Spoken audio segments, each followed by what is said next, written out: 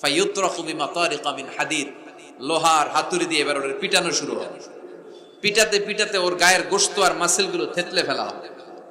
ইয়াকালু লিল আরদি ইলতাইমি, জমিনকে বলা হবে চাপ দাও। ফাতাখতালিফু আদলাউ, ওয়াল আয়াযু বিল্লাহ। কবরের এক পাশের মাটি আরেক পাশের মাটি এমন ভাবে চাপ দিবে, ডান পাশের পাঁজরের হাড় বাম দিকে ঢুকে যাবে, বাম দিকের হাড্ডি ডান পাশে এসে যাবে। ওর চিৎকারে পুরো কবরস্থানটা থারথার করে কাঁপবে। ওরে বাঁচানোর তখন কেউ থাকবে না। ওর ক্ষমতা, ওর দাপট, ওর হুঙ্কার, ওর অহংকার ওরে বাঁচাতে পারবে না। চিল্লায় বলেন ঠিক কিনা? হাত্তা সা, কিয়ামত পর্যন্ত, কিয়ামত পর্যন্ত এই দুর্বিষহ জীবন সময় তার কাটতেই থাকবে। আল্লাহ কবরের এই আযাব থেকে তুমি আমাদেরকে বাঁচাও। কবরের মাটিতে আমাদেরকে শোয়াই লাগবে, ঠিক কিনা? একদিন মাটির ভেতরে হবে ঘরে, মন আমার কেন বাঁধো দালান ঘর।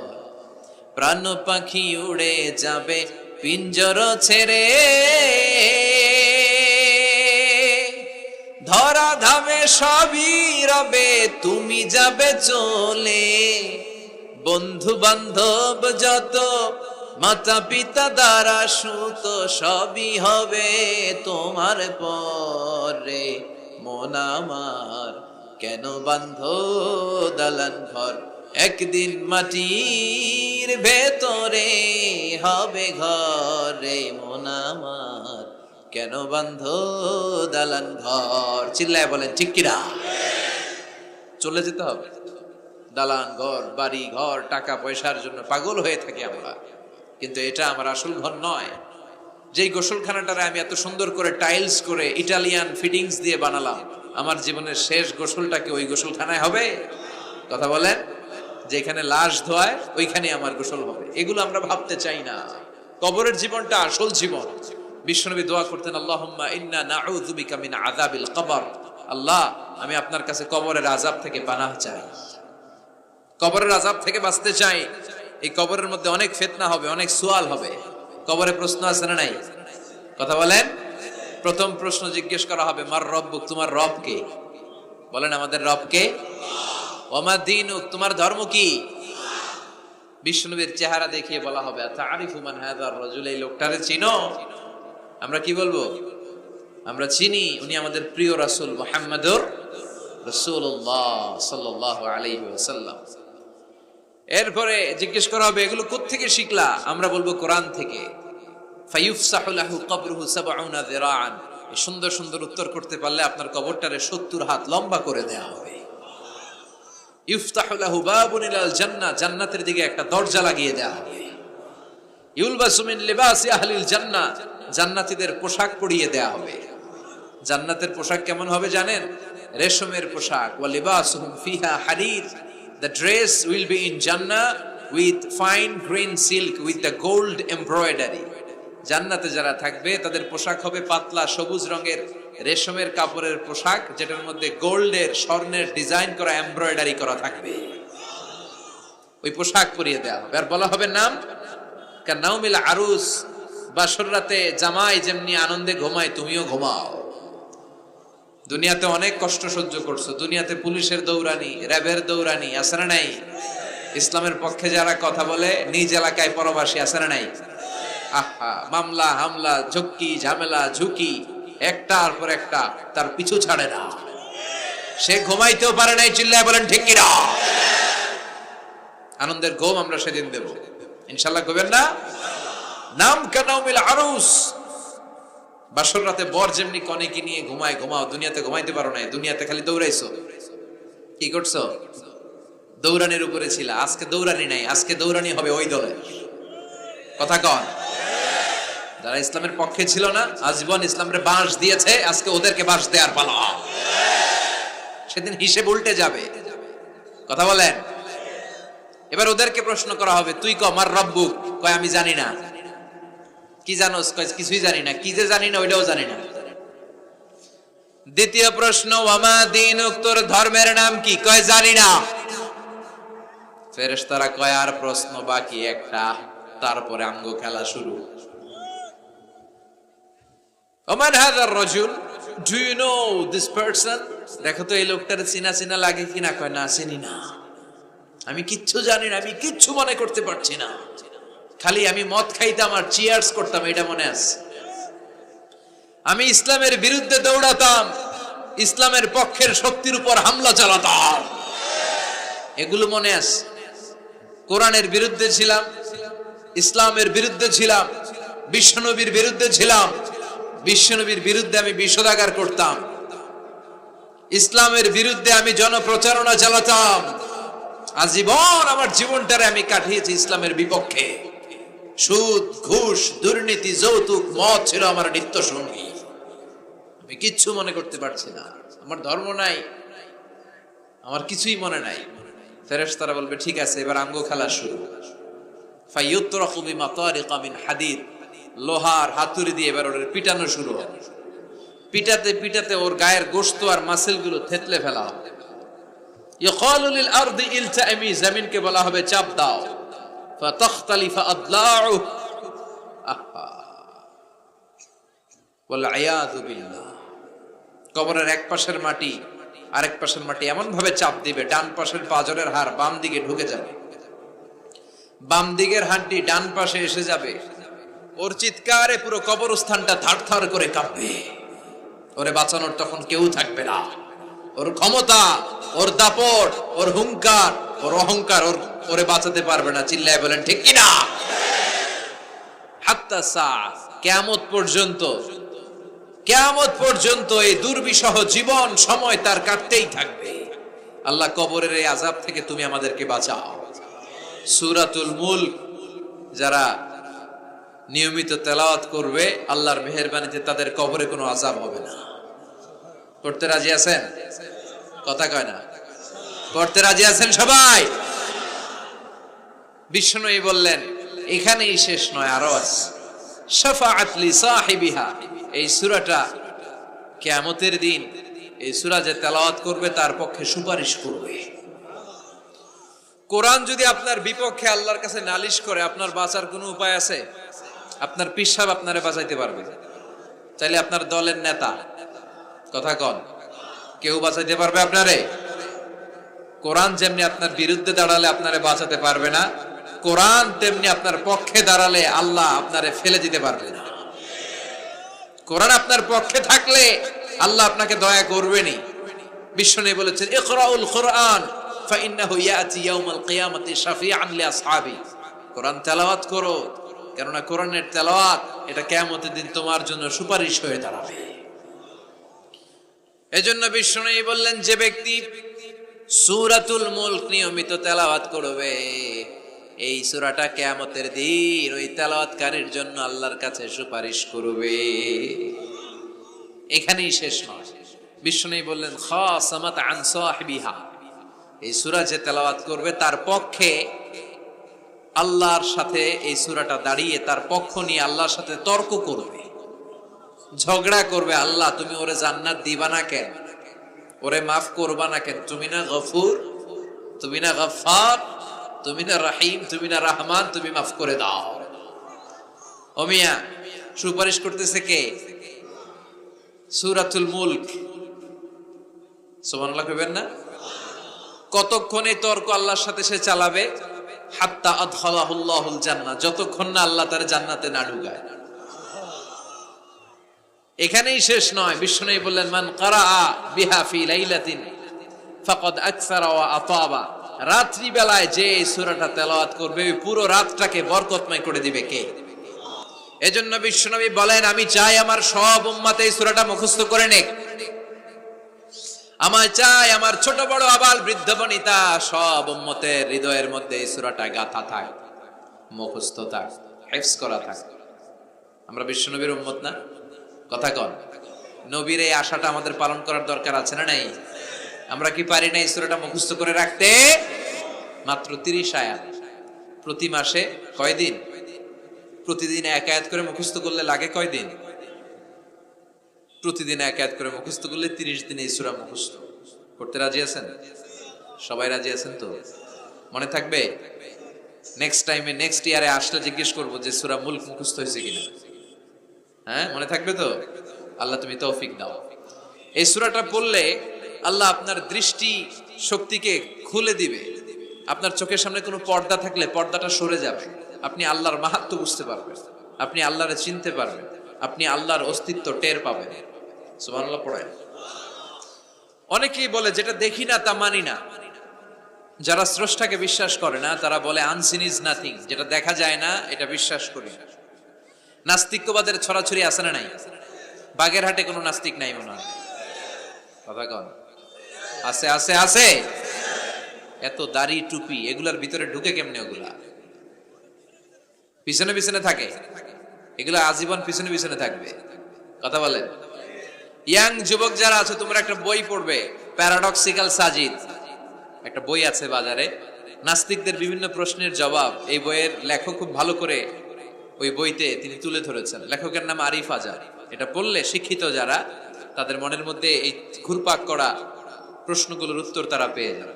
বইয়ের নাম প্যারাডক্সিক্যাল সাজিদ, আরিফ আজাদের লেখা। তো তার পাশাপাশি এই সূরাটা পড়লেও আমরা জানতে পারবো, কারণ এই সূরাটা হচ্ছে দি সূরা is an eye opener for us all. আমাদের সবার চোখ খুলে দিবে এই সূরাটা। আমাদের ঘুমন্ত বিবেককে জাগিয়ে তুলবে এই সূরাটা। যারা বলে যে স্রষ্টাকে দেখা যায় না, তাদের জন্য এই সূরাটা একটা মেডিসিন। আল্লাহ কেমন যেন এই সূরায় বলতে চায়, ওপেন ইউর আই, তুমি তোমার চোখ খোলো না একটু, you must find your god, তুমি তোমার আল্লাহরে খুঁজে পাবা। আপনি আকাশের দিকে তাকান, বাতাসের দিকে তাকান, জমিনের দিকে তাকান, আল্লাহরে খুঁজে পাবেন। সাইয়েদনা ইব্রাহিম তারার দিকে তাকালেন, বললেন মনে হয় এটাই আমার রব। পরে দেখে তারা নাই, কয় না না, আমার রব তো আমার ছেড়ে চলে যেতে পারে না। সাইয়েদনা ইব্রাহিম চাঁদ দেখলেন, পূর্ণিমার চাঁদ দেখে ভাবলেন তাহলে এটা তো তারার চেয়েও বড়, মনে হয় এটা আমার রব। পরে দেখলেন চাঁদও নাই, সাইয়েদনা ইব্রাহিম কয় আমিও আপনার লগে নাই। এরপরে সূর্য উঠলো, গগন বিদারী সূর্য পুরো জমিনটারে আলোকিত করে ফেললো। উনি বললেন হাদা আকবার, সূর্য অনেক বড়, তাহলে এটা আমার রব। পরে বিকেল বেলা যখন সূর্য ডুবে যায়, সাইয়েদনা ইব্রাহিম কয় না, আমার রব তো আমার ছেড়ে কোথাও চলে যেতে পারে। তখন তিনি চিন্তা গবেষণার মধ্য দিয়ে মহাসত্যের খোঁজ পেলেন। সুবহানাল্লাহ পড়ে। মহাসত্য হচ্ছেন একজন, চিৎকার করে বলতে হবে তিনি কে? সে আল্লাহ বলে, গোলাম আমার অস্তিত্ব অনুভব করার জন্য তোমাকে ডজন ডজন বই পড়া লাগবে না, ডক্টরের ডিগ্রি লাগবে না। তুমি আমার সৃষ্টি করা এ বসুন্ধরার দিকে তাকাও, এই গাছপালা নেয়ামত রাজির দিকে নজর বুলিয়ে তাকাও। তুমি সাগর দেখো, তুমি পাহাড় দেখো, তুমি ঝর্ণা দেখো, ঝর্ণার কলকল আওয়াজের ভেতরে আমি আল্লাহরে খুঁজে পাবা। কথা কন। ঝর্ণা দেখছেন কেউ কোনোদিন? বাগেরহাটে আছে? কোথায় যেয়ে দেখছেন? সিলেটে, হিমছড়িতে? আহা, ঝর্ণার সামনে দাঁড়ালে বোঝাই যায় একজন এটাকে নিয়ন্ত্রণ করছে। একজন আছে, একজন থাকা লাগবে, একজন থাকা চাই, যাকে ছাড়া মহাবিশ্ব এত সুন্দরভাবে চলতে পারে না। সাগরের দিকে তাকান। কক্সবাজারে গেছেন আপনারা? আহা, কি ক্ষুদ্র আমি, কি তুচ্ছ আমি, কি নগণ্য আমি। যখন আমার অলমোস্ট প্রতি সপ্তাহে কক্সবাজারে ফ্লাইট থাকে, আমার কক্সবাজারে অনেক প্রোগ্রাম থাকলে আমি বিকেলে আগে সাগরের সামনে চলে যাই, নিজে যে কত ছোট এটা দেখার জন্য। বঙ্গোপসাগরের সামনে দাঁড়ালে আয়রে নিজের কি ইয়াতিম লাগে, কি ছোট্ট আমি, কি সাগরের তর্জন গর্জন। হিমছড়িতে যখন যাই, সিলেটের মাধবকুণ্ডে যখন যাই, মালয়েশিয়াতে মাঝে মাঝে যাই, ক্যামেরন হাইল্যান্ডে কিছু ওয়াটারফল আছে। আল্লাহু আকবার। এই ঝর্ণার আওয়াজের মধ্যে মনে হয় যেন আল্লাহর জিকির শোনা যায়, ঠিক কিনা? ঝর্ণা ঝর্ণা ঝর্ণা রে, বলনা বলনা বলনা রে, কার বিরহে পাগল পাড়া তুই, কার মিলনে ফুল ফসলে ভরার তোর দুকুল বই, কার মিলনে ফুল ফসলে ভরার তোর দুকুল বই। ঝর্ণা ঝর্ণা রে, বলনা বলনা বলনা রে, কার বিরহে পাগল পাড়া তুই। সুবহানাল্লাহ পড়ে। ঝর্ণার দিকে তাকালে, আকাশের দিকে তাকালে, বাতাসের দিকে তাকালে আকাশের রব আল্লাহর অস্তিত্ব সেখানে আছে না নাই? চিল্লায় বলেন আছে না নাই? এই জন্য নাস্তিকদের যুক্তিগুলো খোড়া যুক্তি। তারা বলে আনসিন ইজ নাথিং, যেটা দেখি না ওইটা মানি না। এরকম কিছু গাধা আছে না নাই? হাদারাম, উল্লুকা পাঠা, কয় যেটা দেখি না ওইটা মানি না। আচ্ছা বলেন তো, আমরা কোনোদিন আমেরিকা দেখছি সরাসরি? কথা কয় না। টিভিতে দেখছি, বইতে দেখছি আমেরিকার ছবি, কিন্তু সরাসরি এটা আমেরিকা দেখছি? তাই বলে আমরা আমেরিকা মানি না? কথা বলেন। নাস্তিক যারা কথা বলে এরা বাতাস দেখতে পায়? উত্তর দেন, বাতাস দেখা যায়? তো নাস্তিকের যারা দল, নাস্তিকের গোষ্ঠী, ওরা কি বাতাসকে মানে না? Why do you believe on that? Why do you believe on air in the atmosphere? বায়ুমণ্ডলে যে বাতাস আছে এটা কেন মানো? বাতাস তো দেখো না। কে কারো যখন মাইগ্রেনের পেইন হয় মাথায়, আমার প্রচন্ড ব্যথা, আপনারা কি দেখতে পাচ্ছেন ব্যথাটা? কিন্তু মাথায় যে ব্যথা হয় এটা আপনারা মানেন না, নাস্তিকেরা মানে না। তাহলে ওদের যুক্তির কোনো গ্রাউন্ড আছে? কোনো গ্রাউন্ড নাই। যেটা দেখা যায় না এটা নাকি ওরা বিশ্বাস করে না। আল্লাহ বলেন সৃষ্টির দিকে তাকা, নজর করে দেখ, আমি আল্লাহর নিদর্শন আছে। সুবহানাল্লাহ পড়েন। নাস্তিকদের কিভাবে আপনি বুঝাবেন? একটা ঘটনা বললে চমৎকার বুঝতে পারবেন। কুফা নগরীতে এক নাস্তিক ছিল, সে এরকম বলতো, যেটা দেখি না ওইটা মানি না। সবাই বলে আমাদের একজন ইমাম আছে, ওনার নাম নু'মান ইবনু সাবিত, উনি তোমারে দেখায় ছাড়বে আল্লাহরে। সে বলে তাই, তাহলে ডাকো তো, তার সাথে আমি তর্ক করব। অ্যাপয়েন্টমেন্ট দেয়া হলো জুমার পরে ঠিক ভর দুপুরে 2টায়। নু'মান ইবনু সাবিত ওনার আসল নাম, ওনার লকব হচ্ছে আবু হানিফা। ইমাম আবু হানিফারে ছিলেন না? ইমাম আল আযম। উনি আল্লাহর পক্ষে নাস্তিকের সাথে লড়বেন, আর নাস্তিক আল্লাহর বিপক্ষে লড়বেন। সময় দেয়া হয়েছে জুমার সালাতের পর ভর দুপুরে 2টা। ঠিক সময় নাস্তিক এসেছে, হাজার হাজার মানুষ এসেছে, আসে নাই ইমাম আবু হানিফা। নাস্তিক তো রেগে মেগে আগুন, আমার সময় দিয়ে উনি আসে নাই কেন, আসে না কেন? আধা ঘন্টা, 1 ঘন্টা, 1.5 ঘন্টা চলে যায়, আসে না। প্রায় 2 ঘন্টা পরে ইমাম আবু হানিফা দৌড়ে দৌড়ে আসলেন। নাস্তিক বলে আপনার তো সময়ের কোনো জ্ঞানই নাই, আপনার সাথে কোনো তর্ক চলবে না। ইমাম আবু হানিফা বললেন ইনদি উযর, আই হ্যাভ অ্যান এক্সকিউজ, আমার একটা এক্সকিউজ আছে। কি এক্সকিউজ? সাইয়েদনা ইমাম আবু হানিফা বললেন, আমি যখন ঘর থেকে বের হই, এই পথে আসার সময় আমাকে একটা নদী পার হতে হয়। কি পার হতে হয়? আজকে যে দেখি নদীর সামনে কোনো নৌকা নাই, মানুষ নাই, কেউ নাই, কেউ নাই। হঠাৎ দেখলাম নদীর পাশে বিশাল একটা বড় গাছ, গাছটা এমনি এমনি 2 ভাগ হয়ে গেল। গাছ থেকে এমনি এমনি কাঠ আর তক্তা বের হয়ে গেল। তক্তাগুলো এমনি এমনি জোড়া লেগে নৌকা হয়ে গেল। ওই নৌকা এমনি এমনি নদীর মাঝখানে এসে পড়লো, আর আমি উঠে বসলাম। মাঝি ছাড়া, লগি বৈঠা ছাড়া নৌকা আমারে এক টান মেরে নদীর ওপার নিয়ে গেল। এই কাজগুলো হতে হতে 2 ঘন্টা লেগে গেছে। কয় ঘন্টা? নাস্তিক কয় তবে ইমামের মাথা খারাপ। নাস্তিক কি বলে? তোদের ইমামের মাথায় সমস্যা। ইমাম আবু হানিফা বললেন, আপনি এই কথা বললেন কেন? আমার মাথা ঠিকই আছে, আপনি আমার গালি দেন কেন? নাস্তিক বলে এমনি এমনি গাছ ভেঙে 2 ভাগ হয় নাকি? এমনি এমনি করাত ছাড়া গাছ কেটে তক্তা বানানো যায় নাকি? এমনি এমনি মিস্ত্রি ছাড়া তক্তা লাগিয়ে নৌকা হয়? এমনি এমনি মাঝি ছাড়া নৌকা চলে নাকি? সাইয়েদনা ইমাম আবু হানিফা বললেন, এই তো আপনি লাইনে চলে আসছেন, এখন আপনারে বুঝাইতে খুব সুবিধা হবে। এমনি এমনি নৌকা হয় না, তক্তা হয় না, এমনি এমনি গাছ কেটে 2 ভাগ হয় না, তাহলে আকাশটা কেমন করে এমনি এমনি হলো? এই জমিনটা কেমন করে এমনি এমনি হলো?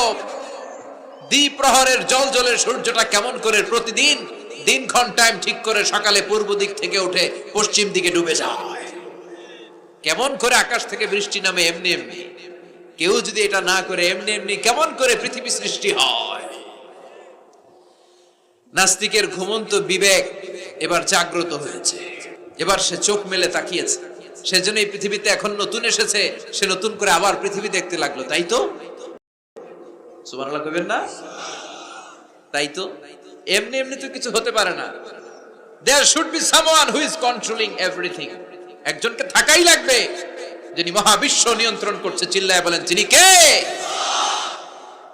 নাস্তিক অবাক, তাই তো, আসলেই তো আমি একটা বোকা, আসলে আমি হাদারাম, আমি তো এইভাবে কখনো ভাবি নাই।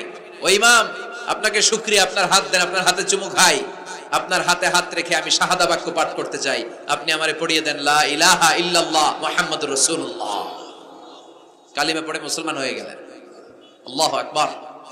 এজন্য নাস্তিকদের সাথে ওয়াজাদিলহুম বিল্লাতি হিয়া আহসান, হিকমতের সাথে কথা বলতে হবে। প্রজ্ঞার সাথে যদি আপনি একটা ভ্যালিড গ্রাউন্ড উপস্থাপন করতে পারেন, নাস্তিকরা আপনার সামনে দাঁড়াতে পারবে না। চিল্লায় বলেন ঠিক কিনা? এই নাস্তিকদের জন্য অনেক দিক নির্দেশনা, ডোজ, মেডিসিন আল্লাহ সূরার ভেতরে দিয়েছেন। সূরাটার নাম সবাই বলতে হবে, সবাই বলেন, সবাই কইছেন? সূরার নাম সূরা মুলক। চিল্লায় বলেন কি নাম? সূরাতুল মুলক।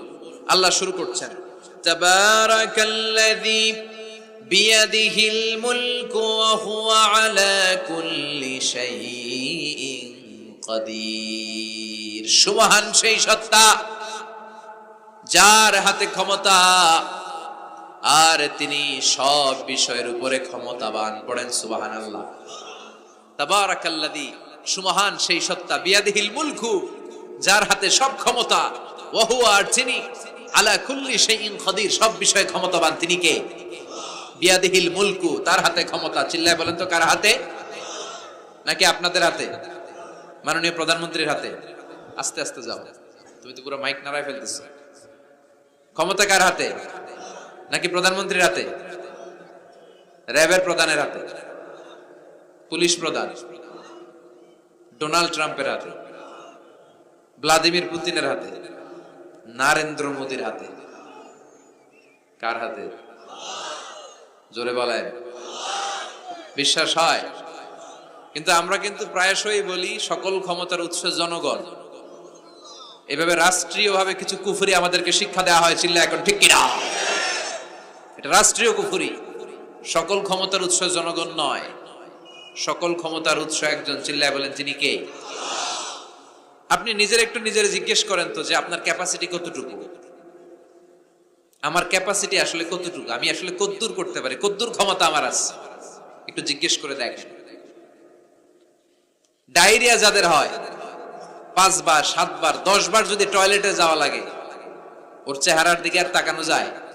নিজেকে দিয়ে ভাবেন, যেদিন আপনার পেট মোচড় দিয়ে ডায়রিয়া হয়েছে, 7 বার 8 বার ইমোটিল ট্যাবলেট খাওয়ার পরে, স্যালাইন খাওয়ার পরেও ভালো হচ্ছে না, 10 বার 12 বার যেতে যেতে চেহারাটা সাদা হয়ে যাচ্ছে, গায়ে কোনো শক্তি নাই, এরপরে 3-4 জন কাঁধে করে টয়লেটে ঢুকায়, আছে না নাই? 10 বার 12 বার টয়লেটে গেলে আর কোনো শক্তি নাই, কই আই মরি যাইও, আই আর হাইতান নারে মাফ করি দে, এরকম হয় না? তখন ভয় লাগে, মনে হয় যে আমি আসলেই মরে যাব, সবার কাছে বিদায় নেয়, আমারে মাফ করে দাও, আমি হয়তো বাঁচবো না।